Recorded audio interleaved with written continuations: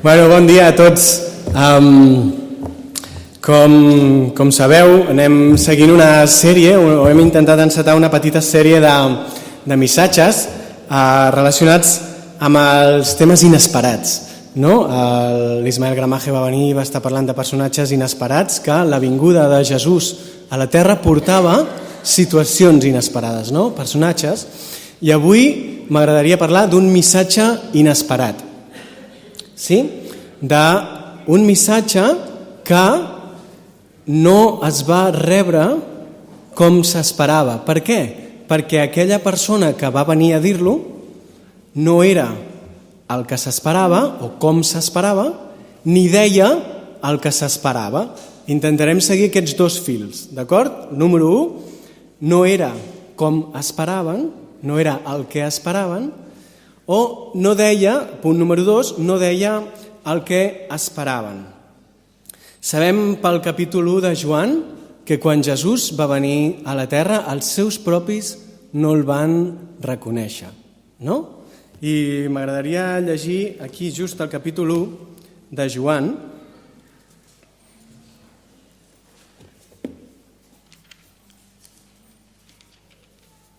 Avui és un d'aquells diumenges que venim tots de cop, no sé si tots, jo vinc de pressa i corrents i encara estem aterrant. O sigui que si en algun moment veieu que patino o alguna cosa, feu-m'ho saber. Jo estic tot just arribant encara aquí i mira, arribant i m'he de posar davant vostre, així que us demano que tingueu gràcia amb mi.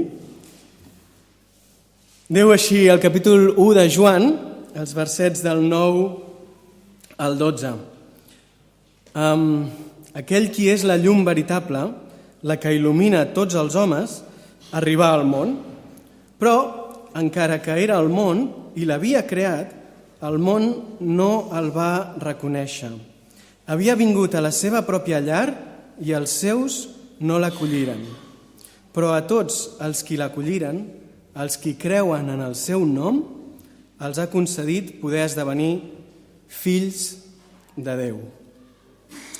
Mireu, la situació històrica i política que tots coneixeu en el que Jesús va aparèixer en el poble jueu d'aquest que nosaltres hem anomenat segle I, hi havia anys i anys, com s'ha explicat en altres vegades, anys i anys de domini, de sotmetiment per part de l'imperi romà i d'altres abans. En el seu transfons històric, per aquesta vinguda del Messies hi havia hagut, resumint molt, perquè n'hi va haver moltíssimes de profecies, com les que hem estat llegint abans a la lectura antifonal, però hi havia hagut com dues línies de profecies molt importants. Una sobre el restabliment del regnat, del tron de David, i l'altra, una altra línia de profecia molt important també, sobre l'anyell definitiu, el qui perdonava el pecat del món. Aquest poble jueu havia sobretot fet seva aquesta profecia de la restauració del tron, del regnat altra vegada, en clau política, en clau nacional, en clau d'un poble que ha estat sotmès, tornar a recuperar l'hegemonia, el tron. Havien creat una expectativa sobre el que formaria, el que donaria lloc aquest Messies, basada en la seva interpretació històrica i molt personal, molt del seu poble, d'una profecia. Havien agafat un tint, una interpretació, sobretot de la via profètica del regnat, molt personal, molt seva, molt sesgada, partint de la realitat històrica i present que tenien com a poble, i no pas de la visió de regne que les Escriptures estaven oferint, i no tant del restabliment del que Déu havia creat com a humanitat. Ens explicar amb això una primera línia profètica referent al regnat, al restabliment del regnat. Ells l'havien interpretat molt en clau. És veritat que hi havia aquesta part d'interpretació, però no era tota. Ells l'havien aplicat molt en la interpretació personal i política del seu moment, en la restauració del tron de David, de la seva línia com a poble, de la seva hegemonia com a poble. L'altra interpretació, la de l'anyell, no s'havia fet tant, però fins i tot quan s'havia fet des del punt de vista del judici, de l'anyell que jutjaria la resta de pobles que no eren jueus. Sí? Em sé explicar amb això? Havien donat moltíssima més importància a les profecies sobre la restauració del regne, malinterpretant el concepte de regne, que no a les profecies de l'anyell de Déu que treia el pecat del món, que venia a sacrificar-se per la humanitat en pecat. Fins i tot aquestes profecies de l'anyell les havien interpretat només en clau del judici als gentils. Les seves circumstàncies històriques i personals havien determinat el que podien esperar. Recordeu que estem parlant d'un missatge inesperat. Les seves circumstàncies històriques i personals havien determinat el que podien esperar de Déu i del Messies. Sí? Em sé explicar amb això? Primer, un primer punt que no era com esperaven. Per què no era com esperaven? Perquè l'expectativa que havien creat estava molt basada en les seves pròpies circumstàncies personals i històriques. I a mi ve la reflexió que nosaltres podem fer com a cristians sobre aquest primer punt, sobre el que no és com esperem. Què ens determina a cadascú de nosaltres el Déu que volem conèixer? Les nostres necessitats o situacions personals o quelcom més gran que nosaltres? Què determina, què fa que potser Déu a vegades sigui inesperat per nosaltres? Quins exemples hi pot haver en la nostra pròpia vida com a seguidors de Jesús d'aspectes de Déu que no hem sabut veure o conèixer o que no hem volgut veure o conèixer? Hi ha coses en les nostres formes com a creients, hi ha coses en les nostres estructures com a creients, hi ha coses en les nostres maneres de pensar sobre Déu que no ens permeten reconèixer a Déu, que Déu pugui ser inesperat per nosaltres i, per tant, el perdem de vista, se'ns passi de llarg com els va passar als jueus? Les nostres formes, les nostres estructures com a comunitat, fins i tot el que esperem d'aquesta església pel futur, poden estar una mica encostipades? I a veure si s'explica això. No sé si heu sentit alguna vegada mentre estava aquí parlar que per mi la teologia és molt semblant a un encostipat. La teologia fixa, la teologia immòbil, és molt semblant a un encostipat. Què passa quan estàs encostipat? O què em passa a mi quan estic encostipat? Que els mocs em tapen les orelles. I quan em passa això, què passa?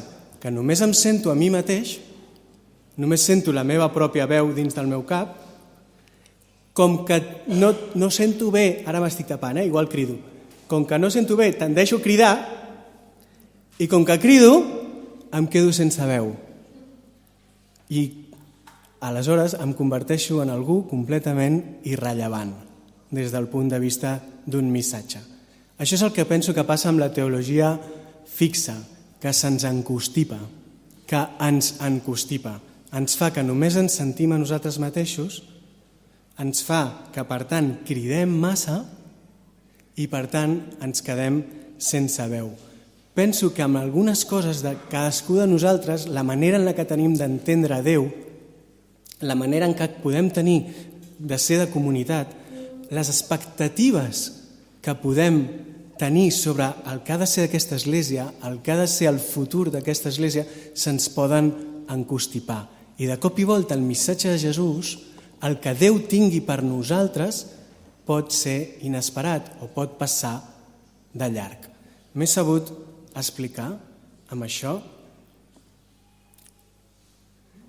I resulta que Déu, com ens va demostrar en Jesús, per molt i ser inesperat, per molt i ser irreconeixible, per molt i no saber detectar-lo pel seu propi poble, per molt i no ser acollit pel seu propi poble, Déu està completament per damunt de la nostra manera de pensar, del nostre caràcter i de les nostres circumstàncies personals i històriques. I això és bo, i això és molt bo, perquè quan a nosaltres se'ns ha esgotat el nostre concepte de Déu, Déu ens pot revelar que és molt més. Quan a nosaltres se'ns han esgotat les sortides, Déu encara ens pot obrir una sortida més. Quan nosaltres pensem que de nosaltres mateixos ja no pot sortir res més, Déu ens pot revelar que encara pot fer moltes coses amb nosaltres. Si nosaltres som capaços de no caure en aquest error que va caure el poble jueu i que, per tant, no va saber reconèixer a Jesús, de només interpretar les coses segons les seves circumstàncies personals i històriques, quan Déu els havia donat moltíssimes profecies abans. Si som capaços d'obrir la nostra manera de pensar i estar oberts a que Déu ens sorprengui, Déu ja no serà irreconeixible per nosaltres. Déu cada dia, cada setmana, a nivell personal i a nivell comunitari, ens mostrarà més coses de com és ell i del que pot fer amb tu i amb la comunitat sencera. Jesús va portar un missatge inesperat i no el van reconèixer perquè no era com esperaven. I aquí tenim nosaltres una gran lliçó per aplicar com a cristians, que no ens passi a nosaltres que per alguna raó, sigui d'estructura, sigui de caràcter, sigui de forma de pensar, sigui de que només hem deixat que Déu pugui ser una sola cosa, no ens passi a nosaltres, que Déu resulti, quan estigui aquí enmig nostre, que ho està en moltes situacions, quan parli enmig nostre, que parla en moltes situacions, no pugui ser irreconeixible, no sigui un Déu inesperat. I hi ha un gran exemple bíblic per mi en el missatge de Jesús, d'aquest fet, del fet de no ser capaç de reconèixer el Déu que tenim al costat. I és el germà gran de la història del fill pròdig. Us en recordeu d'aquesta història? Tota la història segur que la sabeu, no? El fill demana l'herència, ha de repartir l'herència, això és molt important, ha de repartir l'herència. Quan el pare decideix donar-li l'herència vol dir que la divideix, perquè té 2 fills, la divideix i en aquell moment la dona. Que el pare i el fill gran segueixin vivint junts és una decisió del fill gran, perquè el pare, jo no havia caigut moltes vegades en aquest fet, però el pare divideix l'herència i la reparteix. Quan la dona al fill petit, l'ha de donar al fill gran, al mateix moment. I el fill gran i el pare segueixen vivint junts, però el fill petit se'n va, ja sabeu el que fa, malgasta, arriba a un punt d'inflexió, toca fons, se n'adona de com es vivia a casa del pare i torna enrere. El pare l'acull, el pare el perdona, el pare celebra la seva vinguda o mata el cabrit, fa totes les coses. Sabeu de qui era aquell cabrit que mata, no? Era del fill gran, Era del fill gran aquell cabrit.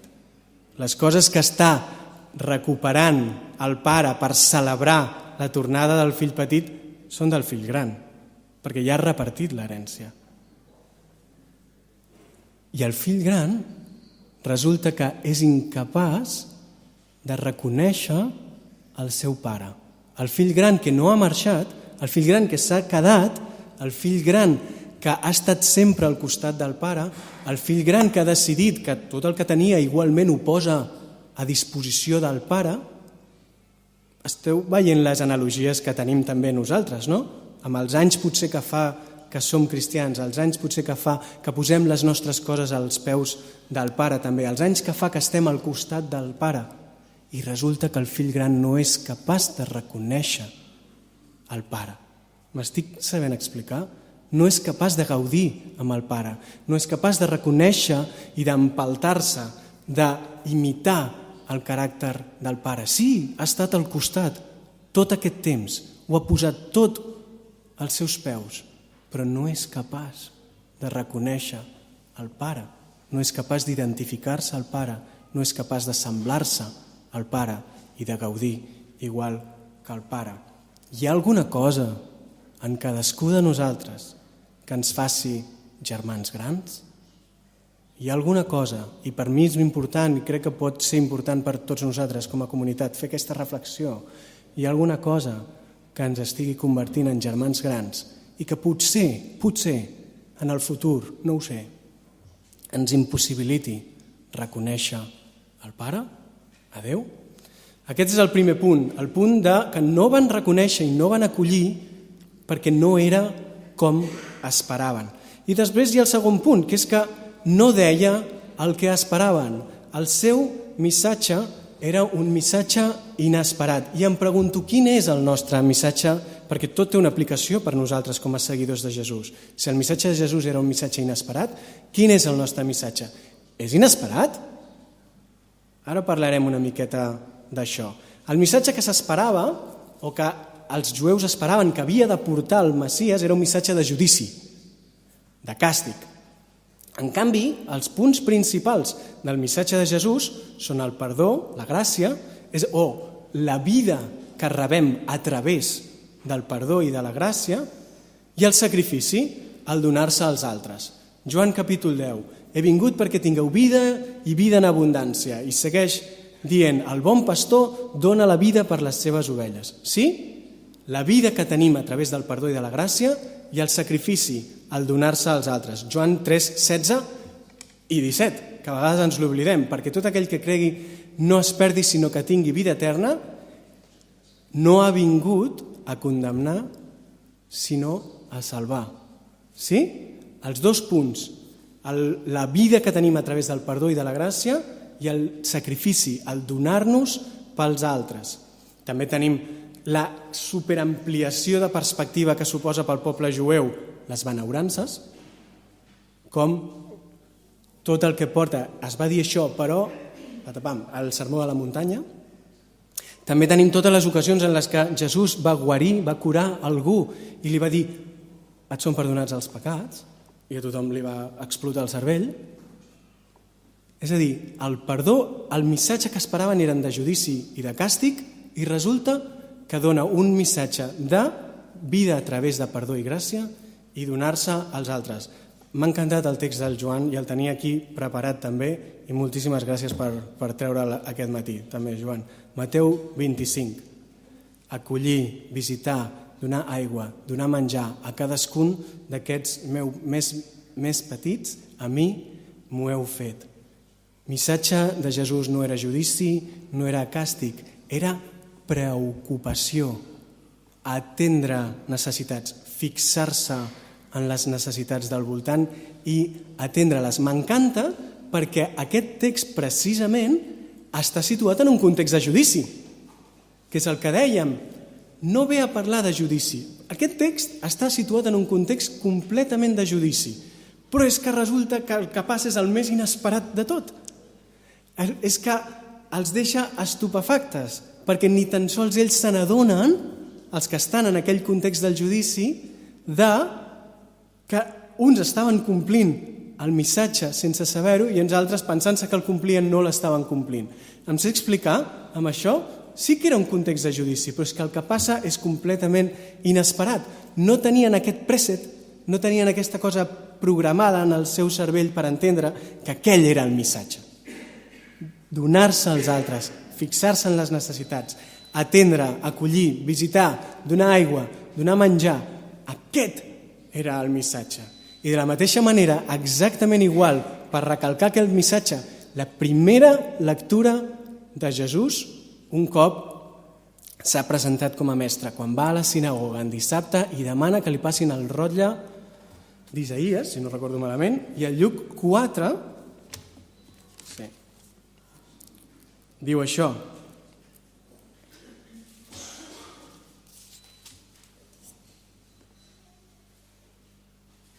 Sí, li donaren el volum del profeta Isaïes, Lluc 4, verset 17. Al desplegar hi va trobar el passatge on hi ha escrit «L'esperit del Senyor és sobre meu, per això m'ha ungit», és a dir, per això soc qui soc, ungit, Messies volia dir això, ungit, escollit, per això m'ha ungit, per aportar el missatge joiós als pobres, m'ha enviat a proclamar la llibertat als captius i als cecs la recuperació de la vista, i a posar en llibertat els oprimits, i a proclamar l'any de gràcia del Senyor. L'any de gràcia del Senyor, el jubileu, era aquest perdó extens, obert a tothom. I el que hi ha abans, els pobres, proclamar la llibertat, recuperar la vista, alliberar els oprimits. Aquest és el missatge que diu, i això s'ha complert avui. El seu missatge, lluny de ser judici i càstig, com potser esperaven, es converteix en això. Ara bé, i no vull ser clar amb això, perquè els cristians som pèndols. Passem, o potser totes les persones ho som, però crec que els cristians en la interpretació del que Déu ens demana de nosaltres a vegades som pèndols. Hem passat d'una època en la que nosaltres proclamàvem l'Evangeli perquè nosaltres de veritat coneixíem la paraula i el que ens dedicàvem era la predicació de la paraula. Moltes esglésies encara tenen, quan entres a elles, entres allà, aquí es predica la paraula, no? Com si la gent entrés en massa per les portes, no?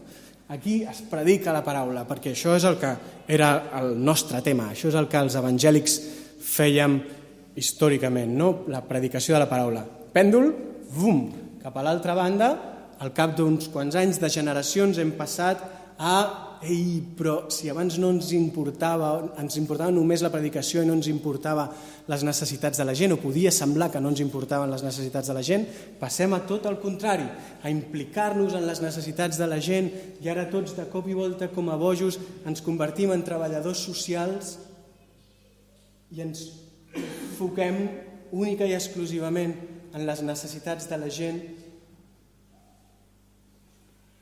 tant una cosa com l'altra, i sempre. Tant una cosa, necessitem compartir el missatge de Jesús, que hi ha perdó en el missatge de Jesús, que hi ha restauració en el missatge de Jesús.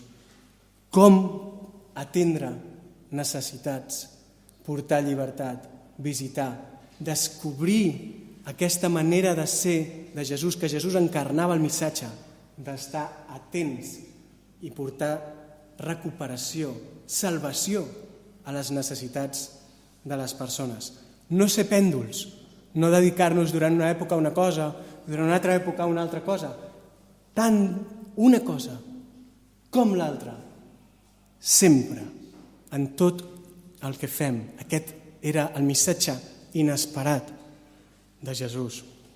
Per tant, jo us proposo que nosaltres, en el missatge que també transmetem a la gent, perquè com a persones transmetem missatges sempre quan ens relacionem amb la gent, que els nostres missatges siguin igual d'inesperats que el que va ser de Jesús, que en comptes de transmetre judici en la nostra manera de ser, amb les nostres paraules, transmetem preocupació, cura, atenció als efectes que el pecat ha portat. En comptes de jutjar la gent per les conseqüències dels seus pecats, portem preocupació i atenció, demostrem que volem atendre, curar els efectes que ha produït el pecat, perquè el pecat ha destruït les vides de les persones, destrueix constantment les vides de les persones. I podem ser persones que transmetem sense voler, transmetem judici sobre aquestes conseqüències o preocupació per aquestes conseqüències. Que el nostre missatge també que transmetem en el dia a dia, en la forma de ser i en les paraules, passi de ser o no sigui de càstig, sinó que sigui de perdó, de gràcia, com en el cas de Maria, ara vés i no pequis més. O que en comptes de ser de menyspreu pel món, com havia estat en el cas dels jueus, menyspreu pel món fora d'aquest món no ens representa, en comptes de menyspreu pel món, a lluitar pel bé i per la salvació del món. Tot aquell qui cregui està en el missatge de Jesús. I com acaba quan Jesús se'n va? Fins a l'extrem de la terra. Tot aquell i fins a l'extrem, per a tothom.